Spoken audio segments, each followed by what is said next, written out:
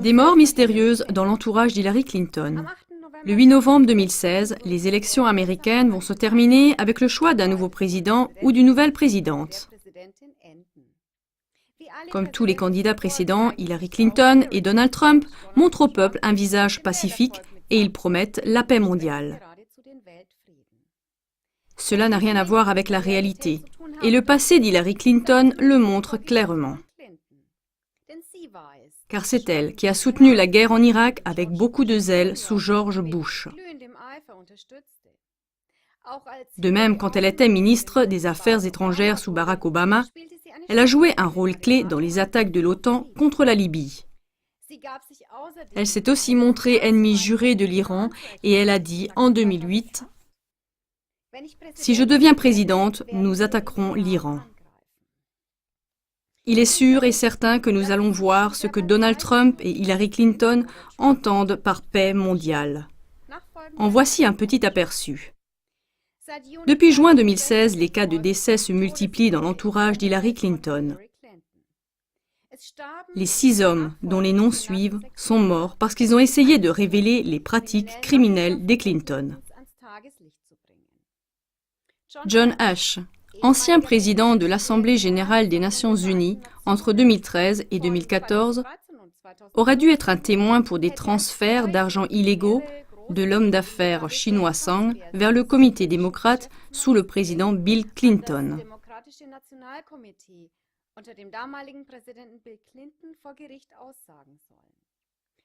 Il n'a jamais pu dénoncer tout cela devant la justice.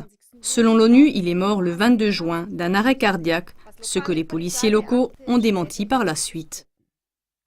Mike Flynn, journaliste d'investigation, est mort le 23 juin de manière mystérieuse.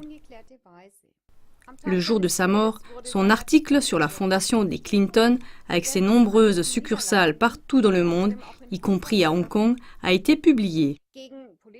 En échange de cadeaux politiques, la fondation des Clinton a été soutenue financièrement par des hommes d'affaires chinois et par le gouvernement chinois à Pékin. Seth Rich a fait des recherches sur le trucage des votes du comité démocrate. D'après ses recherches, le comité a manipulé les présélections avec des moyens criminels en faveur d'Hillary Clinton. Le 10 juillet, il a été tué pour des raisons inconnues. Joe Montano, ancien dirigeant du comité démocrate, est mort le 25 juillet à l'âge de 47 ans d'un arrêt cardiaque. Sa mort est survenue juste après que Wikileaks ait publié des informations sur les trucages des élections du comité démocrate. Des membres de celui-ci disent que Joe Montano savait trop de choses sur le scandale du comité.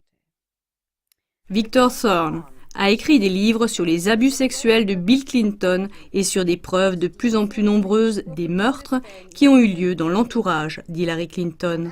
Le 1er août, il se serait suicidé par balle. Sean Lucas est mort le 2 août pour des raisons inconnues jusqu'à présent. Il prétendait que les élections présidentielles étaient une escroquerie. Chers téléspectateurs, d'un côté, ces cas de mort sont tragiques.